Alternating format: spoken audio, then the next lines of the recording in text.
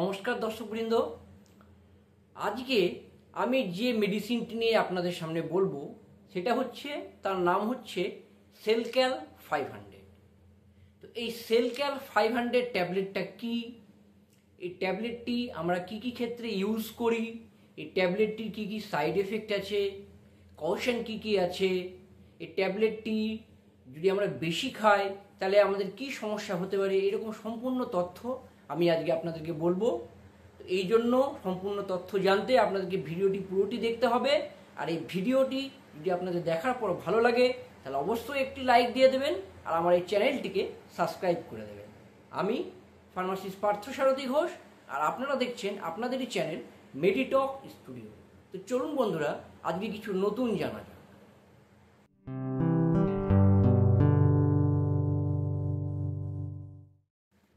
দর্শকবৃন্দ, এই সেলক্যাল 500 ট্যাবলেটটি হচ্ছে একটি ব্র্যান্ড নেম। তো এই ট্যাবলেটটির মধ্যে যে অ্যাক্টিভ ইনগ্রিডিয়েন্টসগুলো থাকছে সেটা হচ্ছে কি, ক্যালসিয়াম এবং ভিটামিন D3। এখানে ক্যালসিয়াম থাকে 500 mg এবং ভিটামিন D3 থাকে 250 IU। IU মানে হচ্ছে ইন্টারন্যাশনাল ইউনিট। তো আপনারা তাহলে বুঝতে পারছেন যে এই ট্যাবলেটটি আমরা কি কাজে ব্যবহার করি। এই ট্যাবলেটটির প্রধান কাজ হচ্ছে আমাদের শরীরের ক্যালসিয়াম এবং ভিটামিন D3 যে ডেফিসিয়েন্সি সেটাকে দূর করা। অ্যাকচুয়ালি এটা একটা সাপ্লিমেন্ট ট্যাবলেট, ক্যালসিয়াম এবং ভিটামিন D3 সাপ্লিমেন্ট ট্যাবলেট। তো এই যে ক্যালসিয়াম এবং ভিটামিন D3 এটা কিন্তু আমাদের শরীরের জন্য খুবই গুরুত্বপূর্ণ একটি জিনিস। দেখুন, এখানে ক্যালসিয়ামের সাথে কিন্তু ভিটামিন D3ও দেওয়া আছে। তো এই ভিটামিন D3 কিন্তু শরীরে একটা গুরুত্বপূর্ণ কাজ আছে। সেই কাজটা কি, সেটা হচ্ছে প্রথমে বলে রাখি যে ভিটামিন ডির সোর্স কি। এই ভিটামিন ডি থ্রির সোর্স হচ্ছে কি, বা ভিটামিন ডি এর সোর্স হচ্ছে সূর্যালোক, সানলাইট। এই সূর্যালোক থেকে কিন্তু আমরা ভিটামিন ডি পাই। এই ভিটামিন ডি আমরা সূর্যালোক থেকে পাই, কিন্তু আমাদের যেটা এখন প্রাত্যহিক জীবনযাত্রা, এই প্রাত্যহিক জীবনযাত্রায় দেখা যাচ্ছে কি আমাদের মধ্যে কিন্তু ভিটামিন ডি এর খুব অভাব হচ্ছে। কারণ দেখবেন যে আমরা এখন বেশিরভাগ ইনডোরে থাকি। বড় বড় সবার অনেকে ফ্ল্যাট হয়ে গেছে, অনেকে ফ্ল্যাটে থাকেন, বেশিরভাগ সময় ফ্ল্যাটের ভেতরে থাকেন, বা অফিসে যাচ্ছেন, অফিসে কাজকর্ম করছেন, সারাক্ষণ অফিসের মধ্যেই থাকছেন। তো এর ফলে কি হচ্ছে, আমরা কিন্তু ঠিকমতো সূর্যের আলো গায়ে লাগাই না। আর এই সূর্যের আলো গায়ে না লাগানোর জন্যই কিন্তু কি হচ্ছে, আমাদের শরীরে ভিটামিন D3 কম হচ্ছে, ভিটামিন D3 ডেফিসিয়েন্সি হচ্ছে।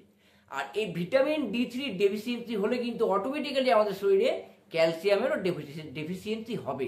কারণ কি, এর একমাত্র কারণ হচ্ছে আমরা যে ক্যালসিয়াম ইনটেক করি শরীরে, বা আমরা ফুডের মাধ্যমে হোক, বা মানে জেনারেলি যেগুলো খাবারের মাধ্যমে হোক, যে ক্যালসিয়ামগুলো আমরা শরীরে ইনটেক করি, খাই, সেই ক্যালসিয়ামগুলো কিন্তু ক্যালসিয়ামগুলোর যে এই অ্যাবজর্পশনটাকে ঠিক বাড়িয়ে দেয় হচ্ছে ভিটামিন D3।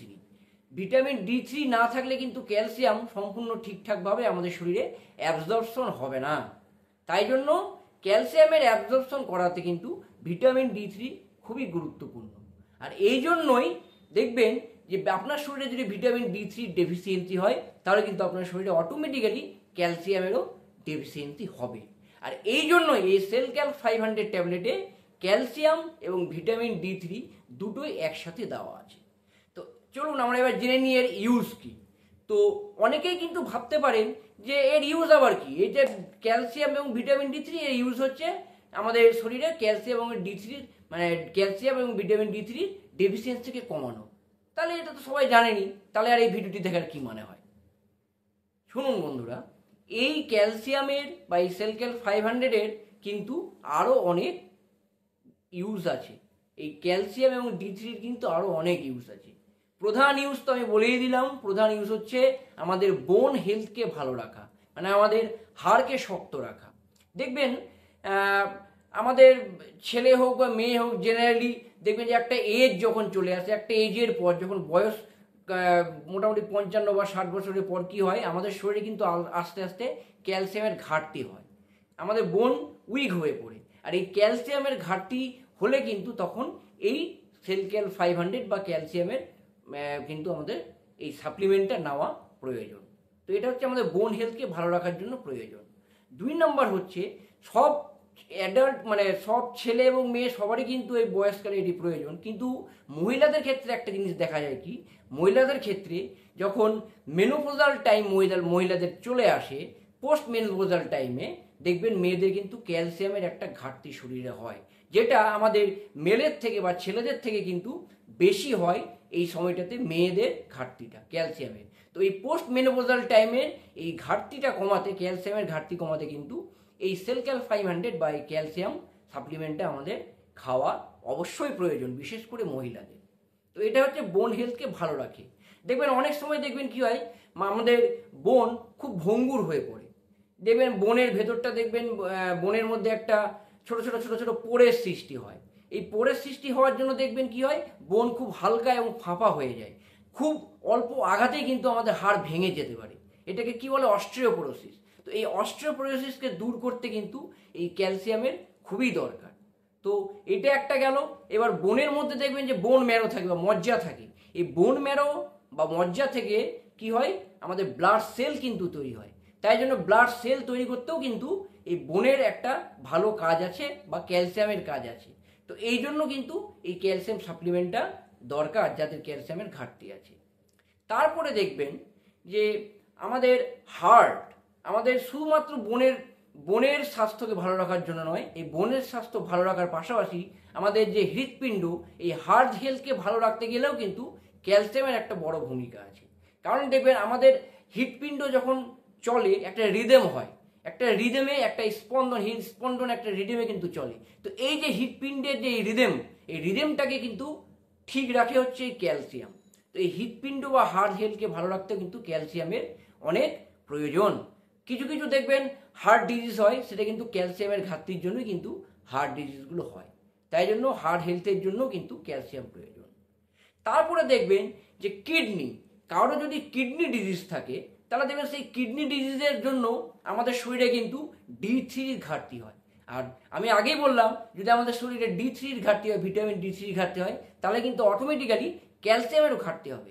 তাই জন্য যাদের কিডনি ডিজিজ আছে সেক্ষেত্রে কিন্তু দেখবেন যে এই ক্যালসিয়াম সাপ্লিমেন্টটা আমাদের কিন্তু খাওয়া প্রয়োজন। তো এই ক্ষেত্রে এই ক্যালসিয়াম উইথ ভিটামিন D3 বা এসেনশিয়াল 500 এটা কিন্তু একটা বড় ভূমিকা আছে। তারপরে দেখবেন প্র্যাঙ্কিয়াটাইটিস, প্র্যাঙ্কিয়াসের একটা ডিজিজ। এই প্র্যাঙ্কিয়াটাইটিস রোগেও কিন্তু একটা ক্যালসিয়ামের বড় ভূমিকা আছে। এই প্র্যাঙ্কিয়াটাইটিস রোগকে সারাতে কিন্তু ক্যালসিয়ামের খুব একটা বড় ভূমিকা আছে। এই ক্ষেত্রেও কিন্তু এই ক্যালসিয়ামের প্রয়োজন হয়। এরপরে দেখবেন যে আমাদের শরীরে, দেখবেন যে আমাদের স্টোমাকে গ্যাস, অ্যাসিডিটি এগুলো কিন্তু অনেক ক্ষেত্রেই হয়ে থাকে। তো আপনি জানলে অবাক হবেন যে এই গ্যাস অ্যাসিডিটি কমাতেও কিন্তু ক্যালসিয়ামের একটা ভূমিকা আছে। তাই তো অবাক হলেন তো? আমি পুরোটা খুলে বলি তাহলে কেন ভূমিকাটা আছে। এই ক্যালসিয়াম হচ্ছে একটা কিন্তু ক্ষারীয় পদার্থ, ক্ষার। এই ক্যালসিয়ামের মধ্যে মেনলি ক্ষার থাকে। আর আমাদের স্টোমাকের মধ্যে কি, স্টোমাকের যে পরিবেশটা সেটা হচ্ছে অ্যাসিডিক। তো এই স্টোমাকে অ্যাসিড সিক্রেশন হয়, HCl। তো যখন অ্যাসিড সিক্রেশন বেশি হয় তখন কিন্তু আমাদের অ্যাসিডিটি হয়।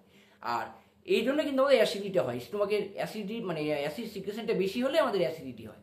তো এই জন্য আমরা যদি ক্যালসিয়াম ট্যাবলেট খাই তাহলে দেখবেন ক্যালসিয়াম যেহেতু একটি ক্ষারীয় পদার্থ, তাই জন্য এই ক্ষারীয় পদার্থটা এই অ্যাসিডিটির সঙ্গে রিয়াকশন করে কি করে, এই অ্যাসিডকে নিউট্রালাইজ করতে সাহায্য করে।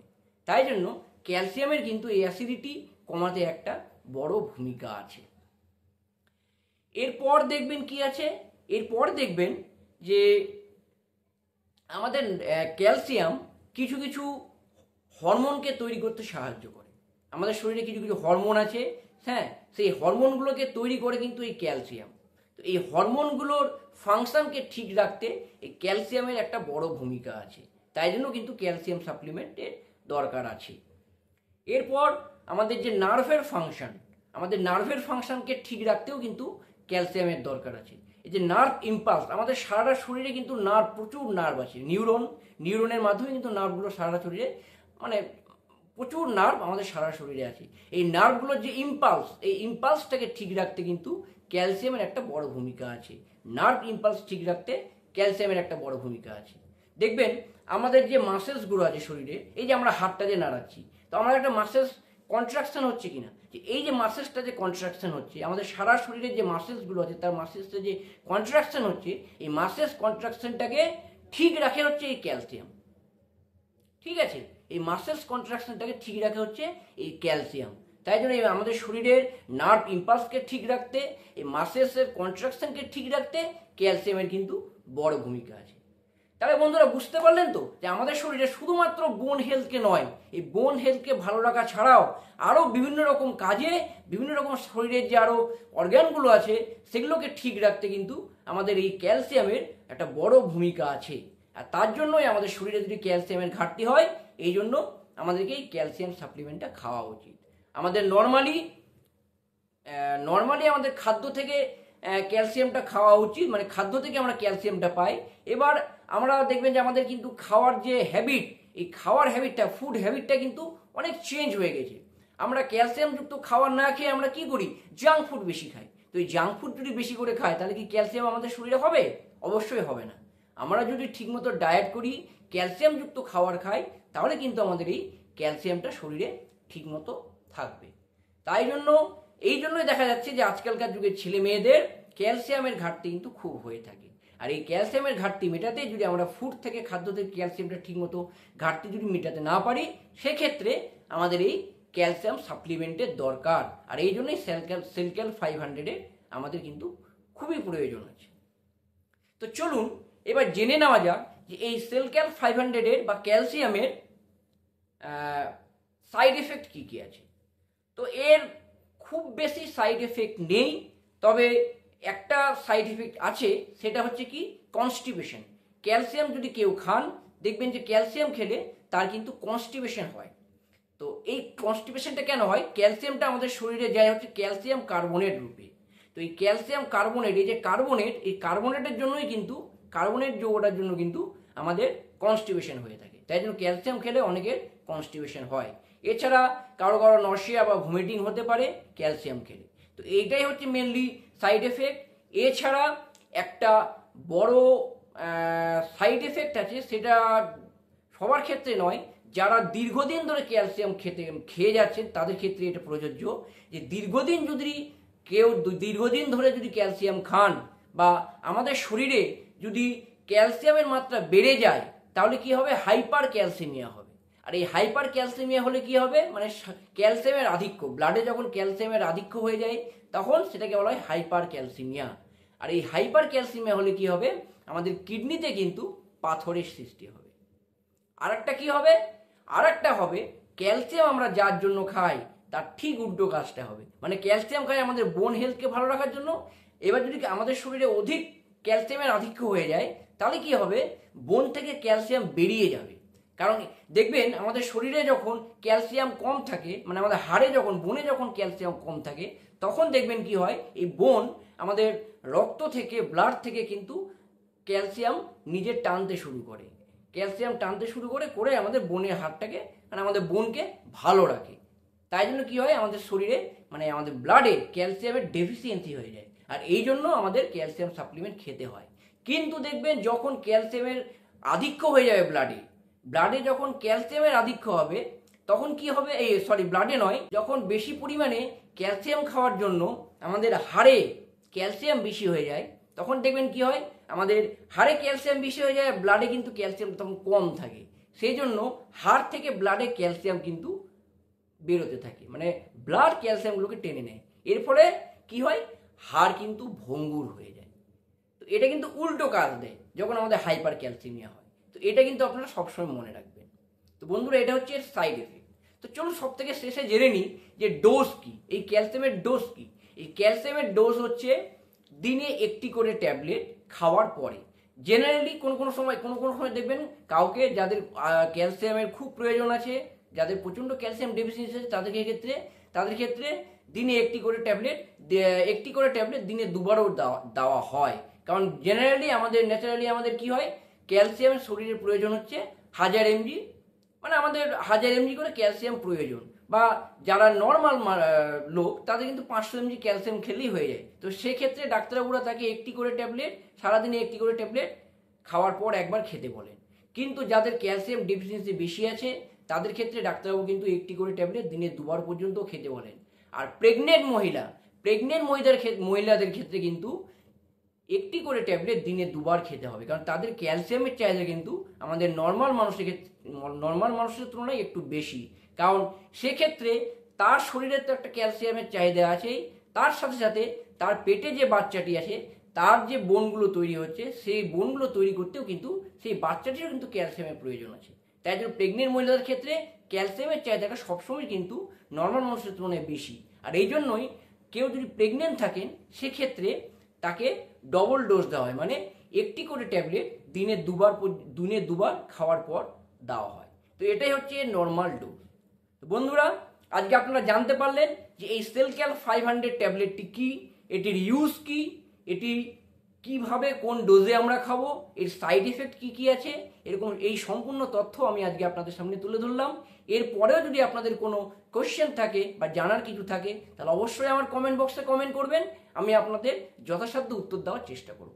আর এই ভিডিওটি যদি আপনাদের ভালো লাগে তাহলে অবশ্যই একটি লাইক দিয়ে দেবেন আর আমার এই চ্যানেলটিকে সাবস্ক্রাইব করে দেবেন, কারণ এই চ্যানেলটিকে যদি আপনারা সাবস্ক্রাইব করে দেন তাহলে এইরকম নতুন ভালো হেলথ রিলেটেড ভিডিও আমি আমার চ্যানেলে আনি। তাই জন্য এই চ্যানেলটিকে সাবস্ক্রাইব করলে সবার প্রথমে আপনারা এই নতুন ভিডিওগুলির আপডেট পাবেন। তো বন্ধুরা, আজকে এই পর্যন্তই। নমস্কার।